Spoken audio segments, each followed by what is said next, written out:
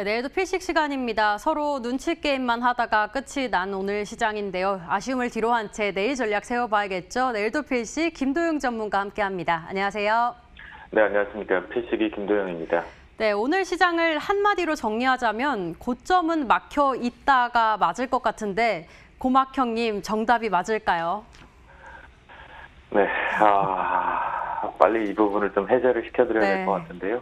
여전히 이제 수급적인 측면을 놓고 판단을 해보면, 그리고 오늘 사실 변동성이 조금 확대될 가능성이 있었던 하루였죠. 왜냐하면 우리나라가 그동안 상해 증시에 대한 영향력이 있다가 없었다가 오늘 동시다발적으로 이제 아시아장에 영향이 있었는데요.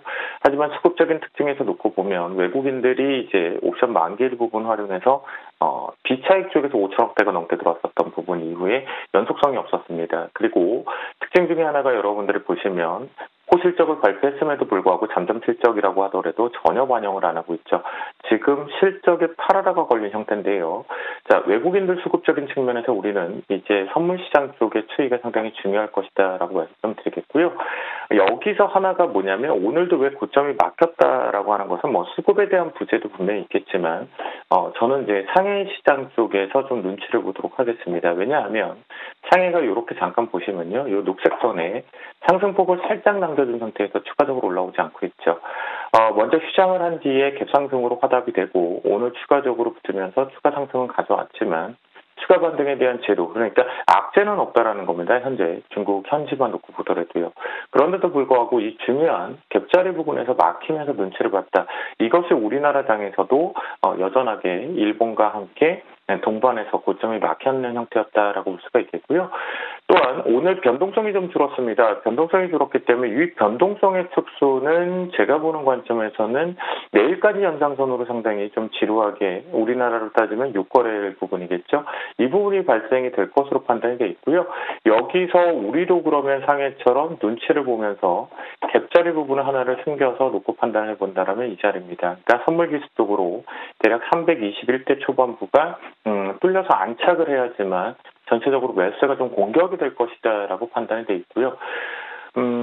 지난 마지막 거래일과 오늘의 특징을 놓고 보면 가장 특징적인 건 일단 실적주나 소비재 쪽으로 붙은 것은 긍정인데 초반부에 이제 주도업종 쪽은 따라가지를 못했습니다. 그러다가 오후 막판부에 들어오면서 매수세가 좀 붙었다라고 볼 수가 있겠는데요.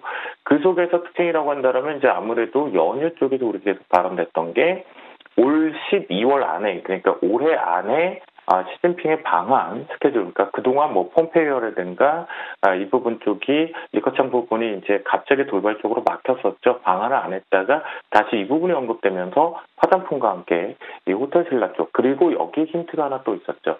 바로 호주에서 한국과 지금 관광객, 그러니까 입국 허용 부분에 대한 논의를 좀 해야겠습니다라는 표현이 됐습니다. 그러면서 지금 잘 올라왔는데요. 하지만 여기도 놓고 보면 우리가 아래 꼬리 부분까지 긍정적이긴 하지만 역시나 1, 2, 3, 4, 네 번째 쪽의 도전임에도 불구하고 극심하게 눈치를 보았기 때문에 위쪽이 다시 한번 막힌다라면 역시 호텔 신라도 한 번은 매도하고 갈 자리겠죠. 이 부분에서 화장품과 함께 소비재 쪽, 의류라든가 동반해서 올라가는 건 조금 긍정이다라고 볼 수가 있겠고요.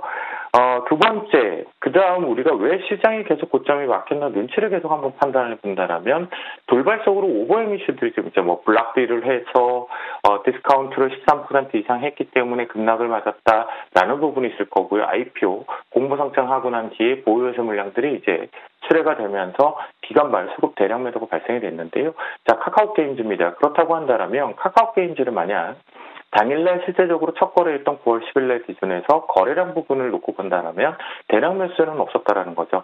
그 물량들이 지금 현재 기준에서 대략 고점을 지금 막아내고 있다라고 볼 수가 있겠습니다. 이때 부분에서 48,000원이었는데요. 48,000원 이후에 위쪽으로 강하게 급등하면서 마무리가 됐지만 이 부분에서 이제 불안불안 요소가 있다 보니까 시장에서 이번에 빅히트 관련된 IPO 자금들이 분명히 들어왔음에도 불구하고 지금 공격적으로 안 하죠. 극심한 눈치를 보고 있다라고 보시면 좋겠습니다. 그래서 카카오 게임즈 같은 경우는 역시나 이제 갭을 계속 메꾸는 부분인데요. 오히려 두산퓨어셀 그리고 SK바이오판과 마찬가지로 반등이 온다라면 그 반등에서 오히려 매도 관점이다라고 말씀 좀 드리겠습니다. 마지막으로 이제 호텔 신라와 마찬가지로 LG생활건강 대장 역할을 지금 톡톡히 하면서 올라왔는데 역시나 이 부분입니다. 그러니까 이 이제는 어느 정도 시장에서 현명한 투자자들이 다 되신 것 같습니다. 왜냐하면 직전 고점 부분에 대해서 의미를 부여하고 있다라는 관점으로 보고 있는데요. 아무리 퍼시픽하고 대비를 한다고 해도 아직까지는 전 여전히 실적이라든가 실제 이제 다시 한번 저도 현장을 나가서 직접 봐야겠지만 여전히 책자 쪽보다는 이 LG생활건강 쪽에 다양한 항목별의 매출이 좀 더 긍정적이다라는 관점이거든요. 역시나 이 부분이 다시 막힌다라면 내일장도 시장은 꾸준하게 좀 고점이 막히면서 선물지수 231대, 321대 부분이 좀 막혀 있는 부분에 지루한 장세가 지속될 것이다라고 판단을 하고 있습니다. 네, 다행이라면 그동안 조금은 조용했던 뭐 중국 소비 관련주나 주셨던 호텔신라와 같은 면세점 여행 관련주들이 움직이면서 답답하셨던 분들은 조금이나마 해소가 됐을 것 같은데요. 주셨던 종목도 한번 리뷰하고 넘어가 볼게요. 최고가 기준으로 수익률 알려드립니다. 아토는 14%가 가깝게 수익이 나고 있어요. SK이노베이션도 7%대, 뭐 현대제철도 수익이 나고 있는데 LET 같은 경우는 저희가 좀 시급하게 AS를 해봐야 할 것 같습니다. 오늘 종목들 AS도 좀 해주시고요. 또 내일장 전략 세워봐야겠죠. 내일은 어디에 포인트를 맞춰볼까요? 네, 일단 첫 번째 제가 계속 강조하는 것은 그러니까 주도 업종이라면 우리가 이겨낼 수 있는 부분은 분명히 있습니다. 하지만 이제 트레이딩 관점 쪽에서 좀 다르다라는 거죠. 트레이딩 관점 쪽에서는 윗꼬리가 이렇게 아톰처럼 발생이 되고 거래량을 수반했을 경우에는 전량 챙기고 나온다라는 표현을 좀 드리고 있거든요. 이 부분이 우리가 해석했을 때 이 윗꼬리 부분에 대한 종가상 지지가 나오니까 홀딩해도 되겠다라는 부분이 있지만 저는 그렇게 판단을 하지 않고 있습니다. 그렇기 때문에 아톰 같은 경우는 이제 매도 포인트를 잡고 가겠다라고 말씀을 드리고자 뷰를 잡고 왔고요. 여기에서 우리가 이제 이 부분일 것 같은데 이게 사실 지금 제가 표현드리는 것 쪽에서 LET 같은 경우는 다중바닥을 형성하면서 우리가 지난번에 추석 특집 때도 표현이 좀 되긴 했었는데요. 이런 다중바닥을 형성할 경우는 기술적 반등 분명히 가져온다라고 표현을 좀 드렸었습니다. 그런 과정에 LG에서 먼저 지금 공격적으로 했죠. 내년의 전쟁은 디스플레이 쪽에서 바로 폴더블 쪽, 그러니까 롤 트롤 개념으로 가겠다라는 표현을 하고 있죠. 그런 관점이라고 한다면 LET 아직까지는 이제 휴대폰 쪽밖에는 사이즈가 되지 못하더라도 이 부분 좀 예의주시하면서 잘 볼 필요가 있다. 그렇기 때문에 아랫꼬리가 달렸다라는 관점 강력하게 눌림목 매수 잡고 끌고 올라가 보자라고 표현을 좀 드립니다. 마지막으로 이제 SK이노베이션인데요. 요거는 사실 우리가 뭐 코나 때도 표현을 좀 드리긴 했었지만 현재 가격 매력이 먼저 와 있다라는 거, 그다음에 그룹주에서 시장에서 계속 LG를 가장 핫하고 탑으로 잡고 있죠. 그 안에는 LG 화학도 들어갈 것이고, 그렇죠? 또한 LG 하우시스도 해당이 될 텐데요.